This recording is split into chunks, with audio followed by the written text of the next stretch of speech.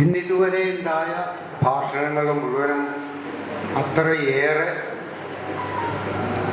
എനിക്ക് സഹായകമായിട്ടുണ്ട്. നാരായണീയത്തെപ്പറ്റി ഇനിയാണെങ്കിലും മനസ്സിലാക്കാനുള്ള ഒരു ത്വര എന്നിലുണ്ടാക്കാൻ ഇന്നത്തെ പ്രഭാഷണങ്ങൾക്ക് സാധിച്ചു എന്നുള്ളത് സംശയം ഇല്ലാത്തൊരു കാര്യം. നാരായണൻ സാർ സംസാരിച്ചപ്പോൾ ഒരു കാര്യം പറഞ്ഞു, കവിതാ ഗാർഡനെ പറ്റി ശ്രദ്ധിച്ചിട്ടുണ്ടാവും നിങ്ങൾ. ഞാൻ കവിതാ ഗാർഡനിൽ താമസിക്കുന്ന ഒരാളാണ്. എൻ്റെ ഏറ്റവും അടുത്ത അയൽവാസിയാണ് ചന്ദ്രേഷൻ. അപ്പം ഈ കവിതാ ഗാർഡന് ഏതാണ്ട് 10-15 കുടുംബങ്ങളാണ് അവിടെയുള്ളത്. എങ്ങനെയാണ് ഈ പേര് വന്നതെന്ന് ഞങ്ങൾക്ക് ആർക്കും അറിയില്ല. പക്ഷെ ആ പേര് അന്വർത്ഥമായത് ചന്ദ്രേഷൻ അവിടെ താമസിക്കാൻ തുടങ്ങിയതിന് ശേഷമാണ്.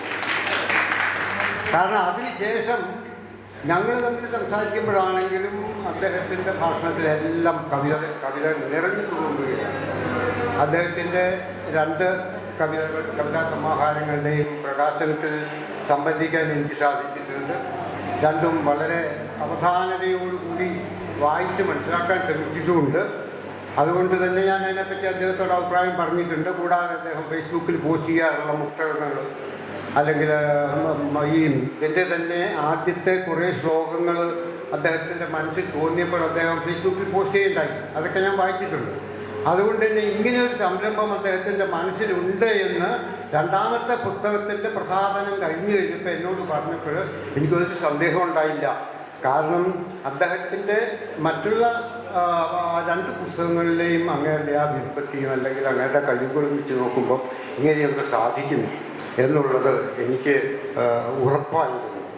പിന്നെ അദ്ദേഹത്തിൻ്റെ ഭക്തിയോടുള്ള ആ അഭിനിവേശം, അത് ഞങ്ങൾ ഈ പണ്ഡിതന്മാരിരിക്കുമ്പോൾ ഞാൻ അങ്ങനെ പറയുന്നത് ശരിയില്ലെങ്കിൽ ഇപ്പോൾ ഒരു കാര്യം സൂചിപ്പിക്കാൻ ഉദ്ദേശിക്കുന്നു. കാരണം നമ്മുടെ നാരായണീയത്തെ സംബന്ധിച്ചുള്ള പല വിമർശനങ്ങളിലൊന്ന് ഭക്തിയും വിഭക്തിയും തമ്മിലുള്ള ആ ഭേദം അല്ലെങ്കിൽ ബന്ധത്തെപ്പറ്റിയാണ്. അപ്പം അതിൽ ഭക്തിയാണോ വിഭക്തിയാണോ മെച്ചപ്പെട്ടത്, അല്ലെങ്കിൽ ഏതാണ് വേണ്ടത്? വിഭക്തി പല രീതിയിലും പലരും പറയുന്നുണ്ട്. ഒന്ന് വ്യാകരണമായിട്ട് ബന്ധപ്പെടുത്തിയിട്ട് പറയുന്നുണ്ട്, അതുല്ലാതെ അറിവാണെന്നും പറയുന്നുണ്ട്. എൻ്റെ പരിമിതമായ വായനയിൽ ഞാൻ മനസ്സിലാക്കിയിരിക്കുന്ന സംഗതികളാണ്.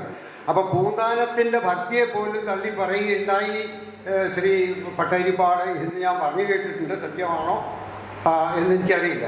എങ്കിലും ചന്ദ്രേട്ടൻ്റെ കാഴ്ചപ്പാട് എന്താണെന്നുള്ള അദ്ദേഹത്തിൻ്റെ ആദ്യത്തെ കവിതയിൽ തന്നെ വ്യക്തമാക്കിയിട്ടുണ്ട്. കാറ്റിൻ്റെ വേദം എന്ന കവിതയിൽ വാമനൻ നമ്പൂതിരിക്ക് വളരെ വ്യക്തമായ മറുപടി കൊടുക്കുമ്പോൾ ഇത് അദ്ദേഹം വളരെ വ്യക്തമായിട്ട് പറയുന്നുണ്ട്. ഗീത വായിച്ചിട്ടില്ലേ, രാമായണം വായിച്ചിട്ടില്ലേ, ഭാഗവതം വായിച്ചിട്ടില്ലേ, ഹേ ലജ്ജാവഹം എന്ന് പറഞ്ഞ് അദ്ദേഹത്തെ കളിയാക്കുന്ന വാമനൻ നമ്പൂതിരിയോട് അദ്ദേഹം പറയുന്നുണ്ട്, ഇതൊന്നും ഞാൻ വായിച്ചിട്ടില്ല, ഇതൊന്നും എനിക്ക് വായിക്കണമെന്നില്ല, പക്ഷേ എനിക്ക് വളരെ അഗമ്യമാണ് ഭക്തിയാണുള്ളത്. ഞാനത് ഇതിനകത്ത് ഇട്ടിട്ടുണ്ട്.